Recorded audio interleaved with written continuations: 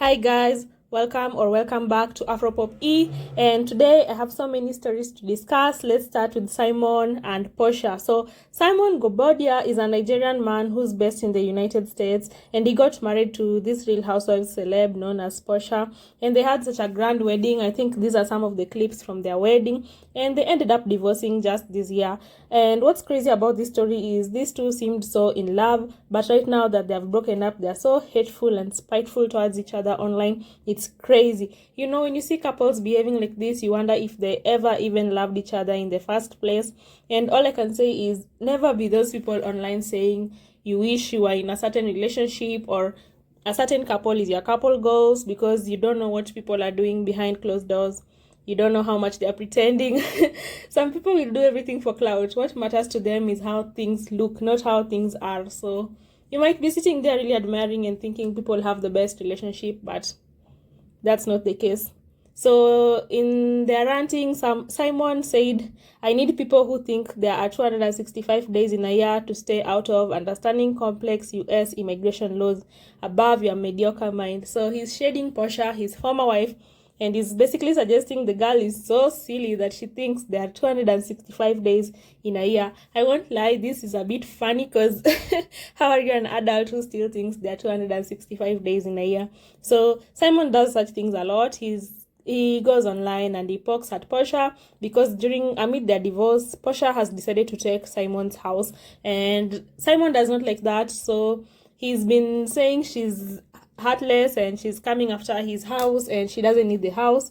So he doesn't like that, and as a result people have been calling him sassy, which he doesn't like. So he came out and said to comfortably call a man sassy is to imply women are weak and emotional. That's not a good narrative for our community. Let's do better. So as a Nigerian who's based in the United States, I guess he's talking about the black community, and he's saying that people should stop calling him sassy because people like calling him sassy Simon. And he doesn't like that. So what I think is Simon, if he's serious, he needs to handle this in a legal manner, unless he wants clout, because you know, someone like Porscha, she's going to get paid from all this clout because she might use this as a storyline for her reality show. But Simon, this is just where it ends. He's just making a fool of himself online. So unless he's also going to get a bag or he's going to get some slot in the reality show, I think he just needs to stop it. But part of me thinks these two are in it together, because if you look at it realistically, if you hated someone this much, you would not be throwing such little silly jabs. And I realize that they do this a lot. So Porscha will also throw the same jabs at him. In fact, they do not insult each other on stories, they insult each other on their posts, which are permanent. So he even went ahead and said, my life is not a storyline, my life is a story of perseverance. And you know, I think that these people, I think they're in cahoots. I think this is something they're doing together. I don't think they're really angry at each other. Maybe it might have started like that, but they saw that it was really bringing them clout, and they made up behind the camera, and whatever is going on right now, it's just for show. Yeah.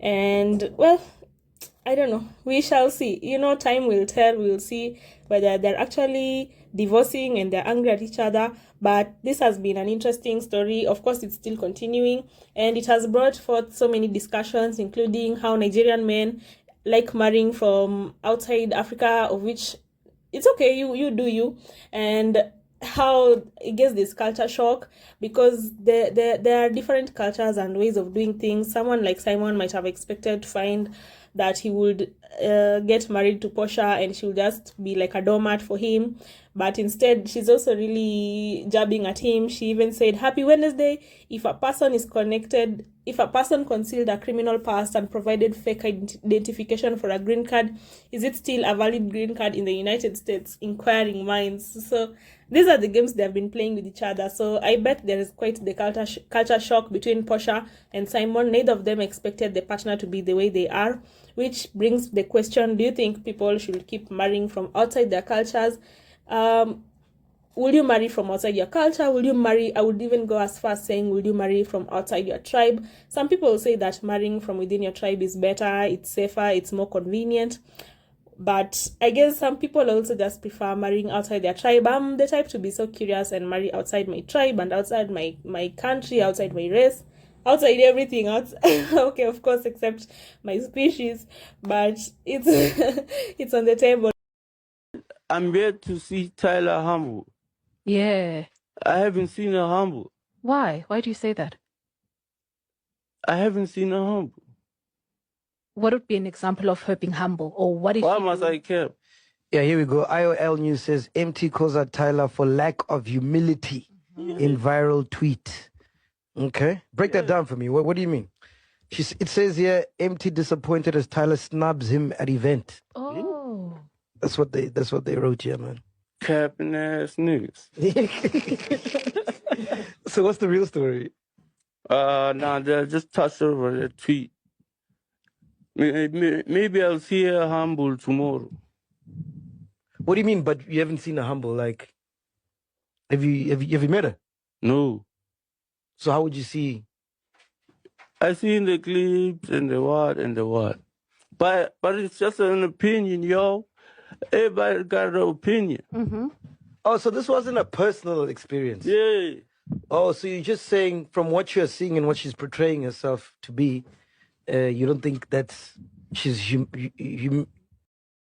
So what you've just heard is South African rapper Emtee complaining that Tyla is not humble, and this has really caused some uproar. I initially thought Emtee was just being a hater, but I realized that he had actually posted Tyla on his own page, and he was kind of celebrating her success, and I guess he just thought maybe she will shout him back or DM him or something, and I guess she didn't do that, and maybe he took it personally, and he was like, this girl, she's not humble. And also there was that incident when Tyla was in South Africa, and she was giving her trophy to one of the South African ministers, and she kind of took it back. It looked weird, to be honest. So someone might easily read that as Tyla being proud, and people were saying that Tyla actually responded and said that to Emtee, and she was making fun of Emtee, saying that Emtee is just stuck in his house smoking, and he needs to stop acting bold on social media because everyone knows his wife bullies him at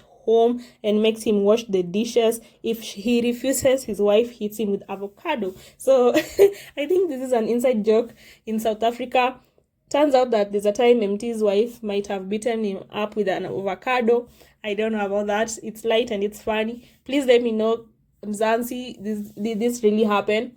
I think this is an interesting beef. I initially thought that Emtee was a hater, but after listening to him, I think he's just confused. I don't think he has bad intentions, and yeah, I hope they sort it out because they could come up with a nice banger. What do you think about this? Is this true? Did Tyla really respond to Emtee? I actually think this was a joke someone made online and made it seem as though Tyla was responding to Emtee. I would be surprised if Tyla responded. She seems the type to avoid beef because she wants to maintain a clean image. But who knows? Maybe she responded and someone said it online. Let me know what you think in the comment section below. In case she actually responded, I think this is really funny. And no, she's not playing with him. She was telling him to stop acting tough. She thinks that he is acting tough and he's not really tough. And Emtee just looks like he's too high to even recognize what he's saying. If you watched that interview I just linked, he was not even there. He seems like he's been smoking so much or drinking or whatever it is he uses that I don't think he's even aware of what he's saying.